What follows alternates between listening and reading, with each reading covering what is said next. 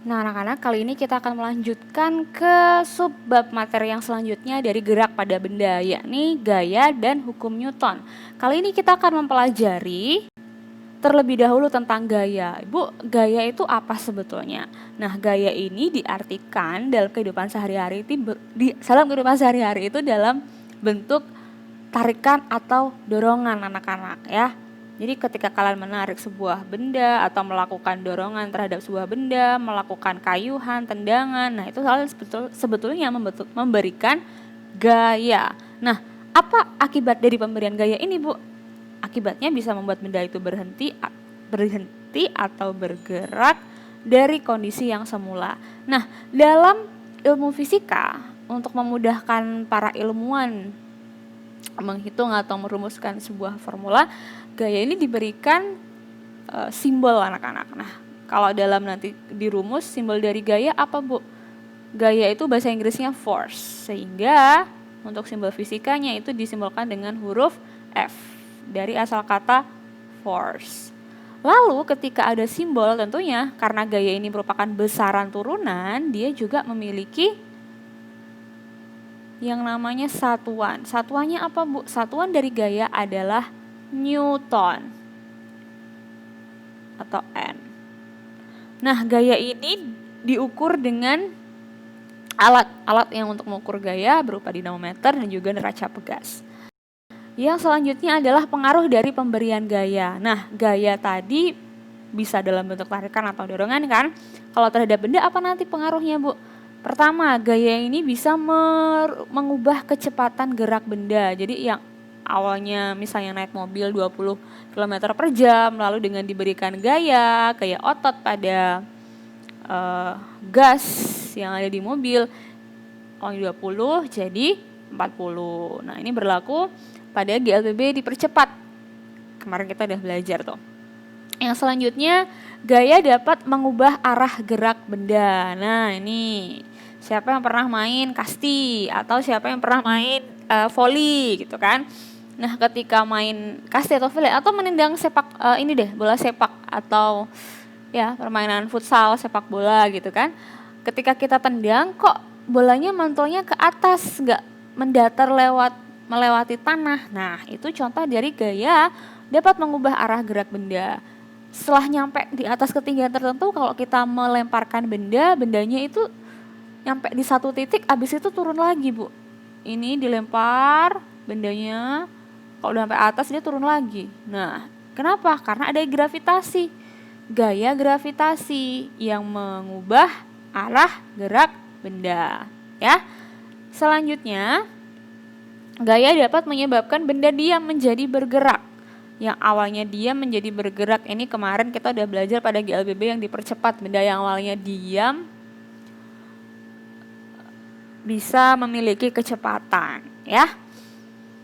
Nah, setelah itu pengaruh yang keempat, gaya itu dapat menyebabkan benda yang bergerak menjadi benda diam. Nah, ini kebalikannya. Kalau tadi diam menjadi bergerak, sekarang yang bergerak menjadi diam. Contohnya di mana, Bu? Kalau GLBB diperlambat, di satu titik misalnya setelah menendang bolanya udah diayunkan, udah nyampe atas, udah mantul ke tanah, udah bergeser. Itu lama-lama nanti akan diam. Nah, itu akibat dari pemberian gaya apa? Gaya pada otot. Yang selanjutnya, gaya juga dapat mengubah bentuk benda. Ini siapa yang pernah main Play-Doh atau plastisin atau malem? Ya, itu kan bentuknya bisa dibentuk sedemikian rupa sehingga akibat dari pemberian apa? Pemberian gaya juga. Gaya apa? Nah, kita setelah ini akan mempelajari jenis-jenis gaya.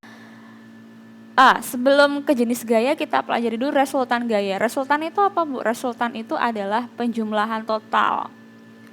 Ya, jadi yang disimbolkan resultan gaya ini adalah dengan FR. Gaya ini diberikan tidak hanya satu dalam sebuah benda. Misal, kita mendorong lemari bersama-sama 2 orang gitu kan. Lemarinya didorong oleh 2 orang, berarti ada berapa gaya yang berlaku di situ? Ada 2 buah gaya ya, ada F1 dan F2. Nah, karena prinsipnya pertama, ini kan searah. Kita sebut ke arah kanan ya, dua-duanya ke arah kanan, maka resultannya nanti atau jumlah total dari gayanya ya tinggal dijumlahkan F1 dijumlahkan dengan F2. Kenapa dijumlahkan, Bu? Karena mereka searah. Emang ada yang tidak searah, Bu? Siapa yang pernah main tarik tambang atau tahu tarik tambang? Nah, atau yang mainan rebutan mainan sama adiknya? Mainan ini direbut sama 2 orang. Misalnya ya. Ini narik ke sini, yang ini narik ke sana. Nah, loh, itu gayanya berarti apa? Berlawanan arah ya. Nah, kalau berlawanan arah bagaimana resultannya, Bu? Resultannya kalau yang searah dijumlah, maka yang berlawanan juga lawannya. Lawannya dijumlah apa? Dikurangi. Bu, gimana kita tahu dikuranginya? Nah, yang gayanya ke kanan itu bernilai positif. Itu kita kita buat kesepakatan ya. Sementara yang gayanya ke kiri ini bernilai negatif. Jadi contoh misal Ibu buat di sini ada tarik tambang ditarik sama 3 orang. Ya. Nah, kalau tarik tambang berarti jumlah gayanya berapa? Apakah 2? Di sini berapa? Ada 6 kan? Ibu warnai kuning 1, 2, 3, 4, 5, 6. Nah, mereka ini saling menarik satu sama lain. Artinya apa? Artinya gaya yang pada 4, 5, 6 itu ke arah kanan, sementara 1, 2, 3 itu ke arah kiri. Lalu bagaimana resultan gayanya, Bu? Kita buat sesuai dengan kesepakatan tadi. Kalau yang ke arah kanan itu positif, berarti F4 plus F5 plus F6 dikurangi, hati-hati, kenapa?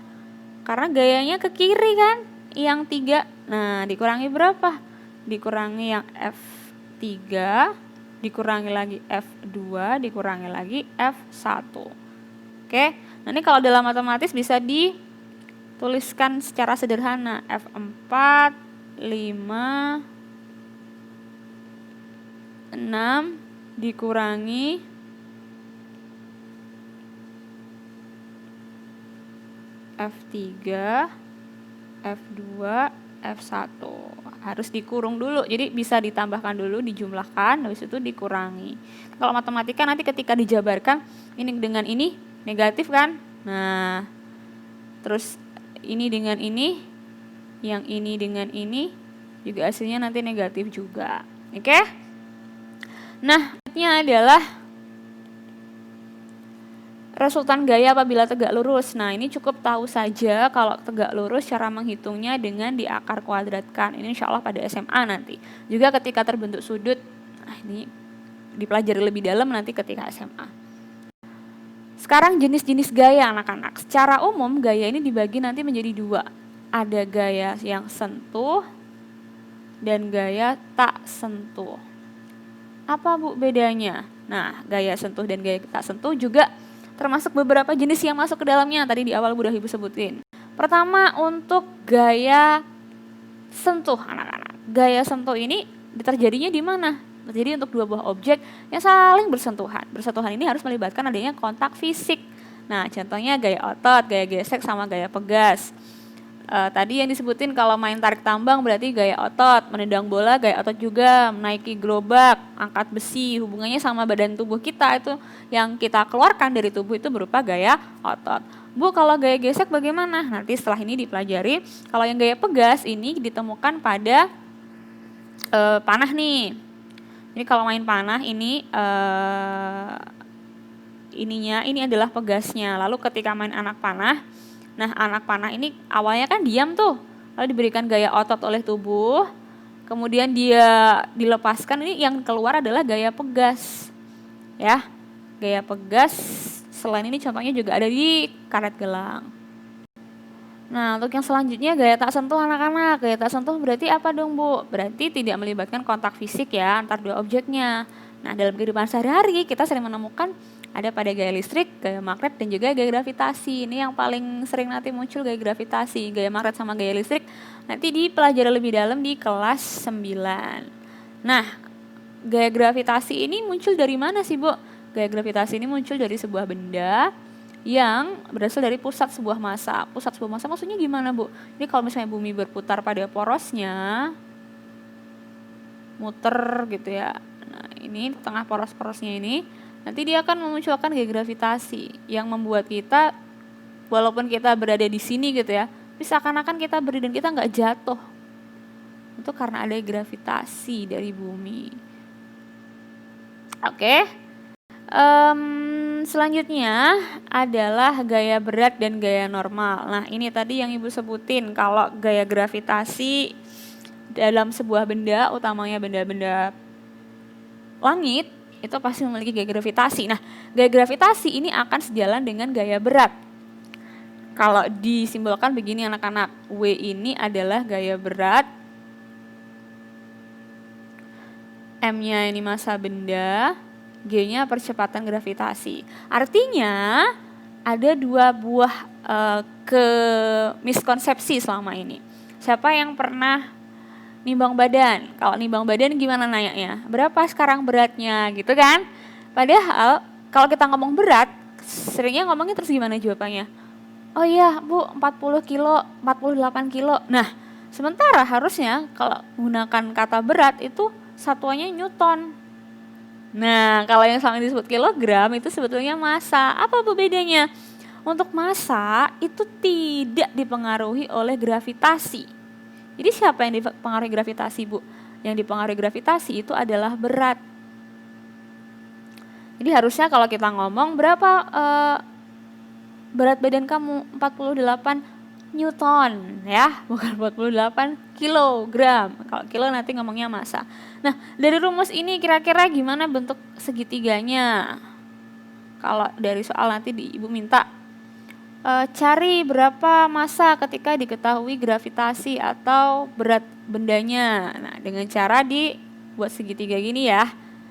Ini artinya apa? Artinya berat itu akan berbanding lurus dengan massa. Semakin besar berat benda, maka massanya juga akan makin besar. Atau kebalikannya, ketika massanya besar, beratnya juga akan semakin besar. Massanya semakin kecil, beratnya juga akan makin kecil. Itu juga berlaku dengan gravitasi. Ini juga berbanding lurus. Kita udah belajar di matematika kemarin ya.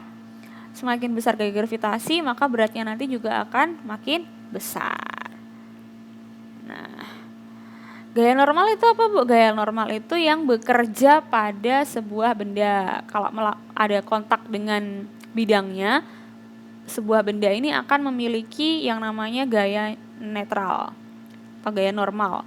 Nah, besarnya gaya normal ini, sudutnya itu selalu tegak lurus dengan bendanya. Ya, ini disebut dengan gaya normal.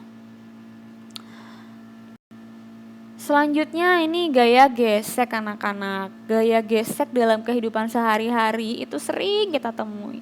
Selain kita hidup di bumi atau kita berjalan gitu ya, selain memunculkan gaya otot dan juga gravitasi, dari dua buah benda, kaki kita dengan lantai atau kaki kita dengan tanah itu akan menimbulkan kecenderungan gaya gesek. Nah, kalau gaya gesek ini ada ciri khasnya. Ciri khasnya gimana, Bu? Ciri khasnya pasti akan selalu berlawanan arah. Jadi kalau kita mendorong benda ke depan, ini gaya yang diberikan oleh otot ke depan, maka gaya geseknya nanti itu akan ke sebaliknya. Nah, ini adalah gaya geseknya. Oh iya, kalau tadi gaya berat itu simbolnya W, sekarang gaya gesek simbolnya F kecil ya. Bukannya kalau gaya itu simbolnya F yang besar. Iya, untuk beberapa jenis gaya tertentu mereka memiliki simbol khusus, simbol spesifik. Nah, juga ketika kita berjalan, kalau kita berjalan arahnya kita kan ke depan. Tetapi nanti akan muncul gaya gesek yang arahnya berlawanan dengan arah kaki kita, yakni ke belakang. Nah, gaya gesek ini memiliki akan berhubungan dengan apa saja? Dengan gaya normal dan juga koefisien gaya gesek anak-anak. Jadi koefisien itu kekasaran benda. benda itu kalau semakin kasar itu memiliki koefisien gesek yang besar. Koefisien gesek ini disimbolkan dengan mu. Ya, nulisnya gini. Nah, mu dan gaya normal. Ini tidak akan terlalu pusing-pusing Ibu nanti tanyakan. Yang penting mengetahui bahwa apa yang mempengaruhi gaya gesek adalah koefisien gesek bidang sentuh dan juga gaya normal. Nah, kalau koefisiennya 0 itu artinya apa? Gak ada kekasaran kan? Kalau tidak ada kekasaran artinya bendanya ini licin. Oke. Yang selanjutnya ini tidak perlu dipelajari terlalu dalam karena nanti ya kalau di offline insya Allah bisa kita pelajari. Tapi kalau di online kalian cukup tahu saja bahwa gaya gesek nanti ada memunculkan 2 jenis, yakni gaya gesek yang kinetis dan juga gaya gesek statis. Kalau kinetis itu pada saat benda bergerak, sementara statis pada benda diam. Nah, cara menghitungnya ini. Ya, nanti kalau yang pengen lebih tahu bisa bertanya lagi sama Ibu. Nah, pengaruh dari gaya gesek. Gaya gesek itu dalam kehidupan sehari-hari itu memiliki 2 sisi. Ada sisi yang menguntungkan dan juga sisi yang kurang menguntungkan. Apa yang menguntungkannya, Bu? Menguntungkannya ketika kita tadi berjalan, kita menggunakan sepatu. Nah, sepatu itu kan dibuat kalau lihat alasnya berulir-ulir gitu ya. Kok nggak datar aja, kenapa, Bu? Ya, supaya dimunculkan gaya gesek. Karena permukaan atau koefisien geseknya kan diperbesar di bagian alas sepatu. Ya. Kalau alasnya diperbesar, koefisiennya, mu-nya, maka nanti muncul gaya gesek yang makin besar. Kalau gaya geseknya besar, untuk apa? Tidak terpeleset. Juga berlaku di ban mobil. Di ban mobil, kenapa harus dibuat bergerigi? Kalau udah aus atau udah halus, kenapa harus diganti? Ya, untuk menghindari kecelakaan atau slip dari pengendaranya, ya.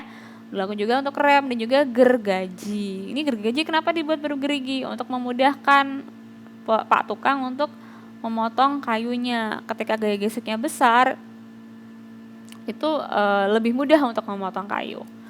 Nah, kalau yang merugikan bagaimana? Merugikan ini terdapat pada mesin-mesin biasanya.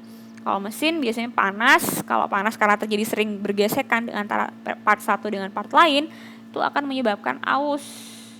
Makanya ada cara untuk mengurangi kerugian dari gaya gesek itu. Dengan apa, Bu? Kalau tadi mesin, itu dengan diberikan oli.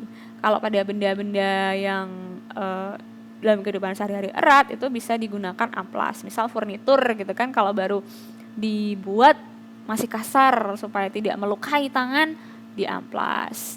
Kendaraan yang aerodinamis ini pesawat terbang anak-anak. Coba kalau kalian lihat pesawat terbang itu kok kelihatan mulus, licin, tidak ada bercak noda atau tidak ada tonjolan-tonjolan atau kelihatan kasar gitu kan di badannya. Nah, itu dalam rangka membuat badannya atau badan dari pesawat itu aerodinamis. Mengurangi gaya gesekan dengan angin ketika nanti di udara. Ulangi, mengurangi gesekan dengan udara ketika di atas awan, ya. Oke, kurang lebih ini seperti yang sudah Ibu sampaikan, minggu depan dipelajari untuk penilaian hariannya.